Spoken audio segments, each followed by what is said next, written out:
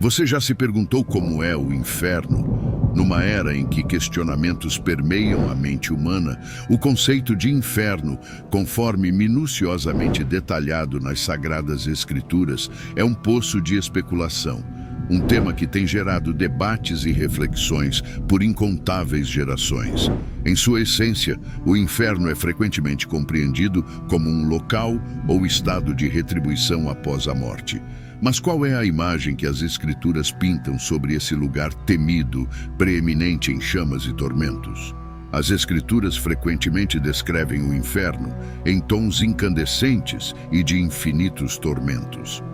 Em Apocalipse, por exemplo, no capítulo 20, versículo 10, lemos: "E o adversário que os iludia foi precipitado no lago de fogo e enxofre, onde estão a besta e o falso profeta.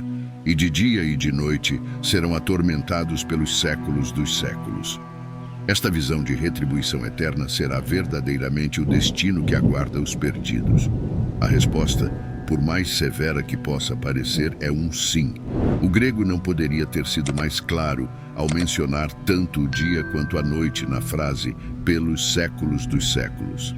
Jesus reforça essa imagem ao ser citado em Marcos 9, versículo 43 na Bíblia Amplificada: "Se a tua mão te fizer tropeçar, corta-a. É melhor entrares na vida aleijado do que, tendo duas mãos, ires para o inferno, para o fogo que nunca se apaga." Sabia que a palavra inferno provém da tradução grega do termo hebraico para Vale de Inom. Este era um local fora dos muros de Jerusalém, associado ao sinistro culto a Moloque e aos sacrifícios humanos. Era utilizado como um local de descarte, onde o lixo e os detritos eram queimados incessantemente. Os constantes incêndios e os vermes que ali proliferavam transformaram-no numa representação simbólica e poderosa do destino dos condenados. Este lugar também é referenciado como o Lago de Fogo em Apocalipse 20, versículos 13 a 15, que narra: "A morte e o Hades foram lançados no Lago de Fogo. Esta é a segunda morte, o Lago de Fogo. E se o nome de alguém não foi encontrado escrito no livro da vida, ele foi lançado no Lago de Fogo." A mensagem de Jesus era clara diante da horripilante realidade do inferno. Qualquer sacrifício vale a pena para evitá-lo. Não podemos simplesmente vislumbrar o reino de Deus apenas sob a perspectiva de recompensa.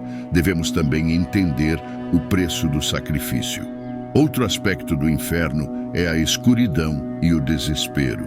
Ele é descrito como um local de trevas impenetráveis. Em Mateus 8, versículo 12, é dito que alguns serão lançados nas trevas exteriores, onde haverá choro e ranger de dentes. Imaginem estar num lugar tão escuro que não se pode ver nada. E tudo o que se pode ouvir são sons de profunda tristeza e desespero. A descrição enfática do choro e do ranger nos dá uma ideia palpável do terror que se esconde nesse lugar. Se você sente um aperto no peito agora, é porque a mera ideia do inferno pode ser aterradora. Jesus, em seus ensinamentos, não se furtou de discutir o inferno. De fato, ele falou sobre isso mais vezes do que qualquer outra figura na Bíblia. Pode haver ministérios que evitem o tema, mas a realidade é inescapável. Aqueles que foram julgados estarão apartados do Altíssimo, desprovidos de todo consolo genuíno, lançados em um abismo de trevas, sombras que são a consequência direta de sua exclusão do reino celestial, a morada da luz. Embora envolvidos em densa escuridão, isso não é o pior. O pranto e o ranger de dentes se manifestarão fisicamente como a expressão da angústia eterna. Aqueles que foram condenados por seus pecados experimentarão um ciúme angustiante ao contemplar a felicidade dos redimidos, enquanto refletem sobre as oportunidades perdidas, um número incontável de solidão.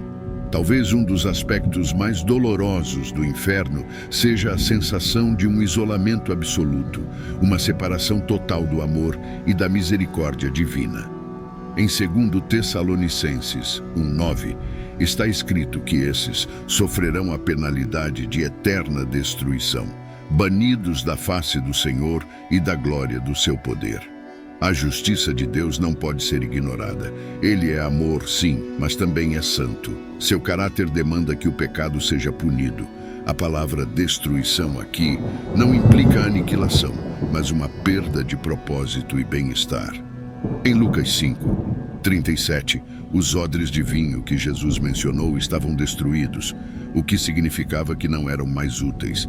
Ainda existiam, mas haviam perdido o seu propósito. Em resumo, o inferno não é apenas um lugar de tormento físico, mas também um local onde a alma é torturada pela separação de Deus, pelo arrependimento inútil e pela memória das oportunidades perdidas. A Bíblia nos oferece vislumbres desse terrível destino, não para nos atemorizar, mas para nos alertar sobre as consequências eternas de nossas escolhas aqui na Terra. O Evangelho é claro: Deus não deseja enviar ninguém para o inferno, porque Deus amou o mundo de tal maneira que deu o seu Filho unigênito, para que todo aquele que nele crê não pereça, mas tenha a vida eterna. João 3,16. Esta é a suprema declaração de amor que a humanidade já ouviu. Ainda mais emocionante é que Cristo pagou o preço por nossos pecados na cruz para que pudéssemos ser redimidos. Este é o Deus que serve de refúgio para todos que escolhem se achegar a Ele. Em 2 Pedro 3:9 está escrito: o Senhor não retarda a sua promessa, ainda que alguns a tenham por tardia, mas é longânimo para conosco, não querendo que alguns se percam, senão que todos venham a arrepender-se. Aqui podemos vislumbrar o coração compassivo de Deus. Algumas parábolas de Jesus também sugerem a importância do arrependimento, como a parábola da ovelha perdida, onde o pastor deixa 99 ovelhas seguras para procurar a única que se perdeu. Quando a encontra, ele se alegra mais por ela do que pelas 99 que não se perderam. Lucas 15:3-7. Essa é uma imagem de como o céu se alegra quando uma pessoa se arrepende. Na nossa imaginação, frequentemente pensamos no inferno com imagens de fogo e demônios com tridentes. No entanto, o verdadeiro inferno, conforme descrito na Bíblia, não é apenas o tormento físico, mas a total separação de Deus. Na presença de Deus, há a plenitude de alegria. No Salmo 16, versículo 11, a condição de estar separado. Dele é a mais profunda tristeza. É crucial compreender que o inferno não foi criado para os seres humanos, mas como castigo para o adversário e seus anjos caídos. A decisão de uma alma se perder no inferno é uma escolha consciente de rejeitar o amor e a misericórdia de Deus, oferecidos por meio de Jesus Cristo. O céu é a promessa para aqueles que aceitam esse presente de amor. As descrições da natureza do inferno frequentemente suscitam questionamentos, pois trata-se de um assunto sério e eterno. A curiosidade sobre o desconhecido é inerente ao ser humano. No entanto, nossa maior preocupação não deve ser apenas compreender o inferno, mas sim entender a salvação que Jesus oferece para nos libertar dele. A beleza do Evangelho reside no fato de que, enquanto o inferno é real e terrível, a graça e o amor de Deus são ainda mais reais e poderosos. Ele fez tudo ao seu alcance para nos resgatar da condenação, enviando seu único Filho para morrer por nós. Agora, a decisão está em nossas mãos: aceitar viver em comunhão com Ele ou rejeitá-lo e enfrentar as consequências eternas. É essencial lembrar as palavras de Romanos 6, versículo 23. Porque o salário do pecado é a morte, mas o dom gratuito de Deus é a vida eterna em Cristo Jesus, nosso Senhor. A oferta de vida eterna está disponível para todos, basta aceitá-la. Este é o amor maravilhoso e insondável de nosso Deus, que mesmo conhecendo nossos erros, nos oferece um caminho de esperança e redenção por meio de seu Filho. Ao contemplarmos as profundezas do inferno, devemos também elevar nossos olhos para o céu, onde a promessa de vida eterna nos aguarda. A história de salvação e redenção é um convite aberto a todos, independentemente de nosso passado. A questão é: aceitaremos esse convite divino para que nosso relacionamento com o divino não seja prejudicado pelo abismo do pecado? Como uma história contada à beira da fogueira, as palavras da Bíblia têm o poder de acender chamas de esperança nos corações dos ouvintes. Apesar da realidade sombria do inferno, a história da salvação é repleta de amor, compaixão e redenção. A natureza dual da existência humana, representada por céu e inferno, é uma história de escolhas, mas também uma história de amor e redenção. Enquanto o inferno nos adverte das consequências da rejeição a Deus, o céu nos convida à alegria eterna em sua presença. A Bíblia, como um livro encantador, nos conduz a um enigma envolvente.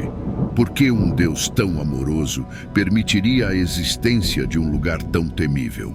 A resposta, como em qualquer narrativa bem contada, vem de forma sutil através de parábolas e histórias que mostram o poder da escolha, do arrependimento e da redenção. A maravilha da Bíblia não está apenas em sua descrição do céu e do inferno, mas na promessa constante de um amor que ultrapassa nosso entendimento. Em 1 João 4, versículo 8, somos lembrados de que Deus é amor. Este amor não é apenas um sentimento passageiro, é a essência de quem Deus é. É por causa desse amor que Ele nos dá a liberdade de escolher nosso caminho. Perguntas naturais surgem quando contemplamos o conceito de inferno, mas a resposta é tão complexa quanto é simples. O inferno não foi criado para a humanidade, mas como um local de retribuição para o maligno, conforme descrito em Mateus 25, versículo 41. No entanto, o livre-arbítrio, um presente de Deus à humanidade, permite-nos escolher nosso destino. Em meio à rica tapeçaria da narrativa bíblica, histórias de pessoas, anjos e demônios se entrelaçam, ensinando-nos sobre a complexidade da existência humana e divina. A imagem do inferno é, de certa forma, uma metáfora para a vida sem Deus. Uma vida que, por escolha própria, rejeita a luz e o amor. No entanto, o contraste é fascinante. A escuridão do inferno aumenta o esplendor da promessa do céu. As palavras de Jesus em João 14, versículo 2, são reconfortantes. Na casa de meu pai há muitas moradas. Se não fosse assim, eu vô-lo teria dito. Vou preparar-vos lugar. Sim, o inferno existe, mas o céu é uma promessa para aqueles que escolhem seguir Jesus. A natureza dual da existência humana, representada por céu e inferno, é uma história de escolhas, mas também uma história de amor e redenção. A salvação não é apenas uma fórmula mágica, mas uma convicção profunda que transforma vidas. A curiosidade sobre a vida após a morte sempre povoou o imaginário humano, e em Provérbios 4, versículo 7, é dito: a sabedoria é a principal coisa. Adquire, pois, a sabedoria, emprega tudo o que possuis na aquisição de entendimento. Assim, muitos têm buscado compreender os mistérios do além nos escritos bíblicos. A história do rico e Lázaro não é apenas uma lição sobre a vida após a morte, mas também uma alegoria sobre as escolhas que fazemos em vida e as consequências eternas dessas decisões. A Bíblia está repleta de parábolas projetadas para fazer o leitor refletir e questionar. Como um quebra-cabeça, cada peça se encaixa para formar capítulos de uma narrativa maior, uma história de um amor tão profundo que Deus enviou seu único Filho para salvar a humanidade. A cada virar de página, a Bíblia nos convida a embarcar em uma jornada de autodescoberta e espiritualidade. Essa viagem, repleta de desafios e obstáculos, é iluminada por momentos de graça, alegria e redenção. Enquanto navegamos por essas águas, somos lembrados de que, por meio da fé em Jesus Cristo, não apenas somos oferecidos salvação, mas uma existência eterna.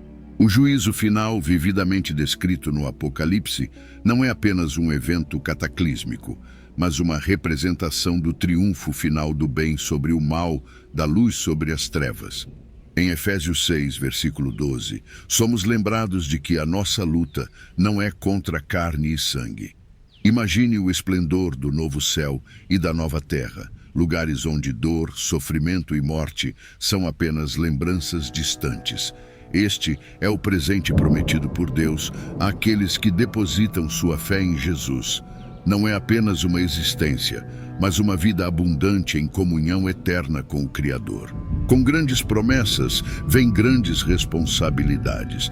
Precisamos reconhecer nossa necessidade de salvação e aceitar o chamado de Deus. Jesus nos encoraja em Mateus 7, versículo 7, a pedir e será dado. Nosso chamado é viver vidas que reflitam seu amor incondicional. Em um mundo repleto de incertezas, é nosso dever ser portadores da luz divina, guiando outros para o abraço caloroso do Pai Celestial. Ao refletirmos sobre as verdades eternas da Bíblia, somos chamados a uma jornada de fé, esperança e amor. Uma jornada que, apesar dos desafios, é iluminada pela promessa de eternidade com Deus. Que possamos sempre buscar sua presença e confiar em suas promessas. Dessa forma, sempre buscando a presença de Deus, lhe convido a continuar conosco e assistir esse outro vídeo que aparece na tela, que temos mais uma história bíblica que certamente será de seu interesse. Fique com Deus e te vejo no próximo vídeo.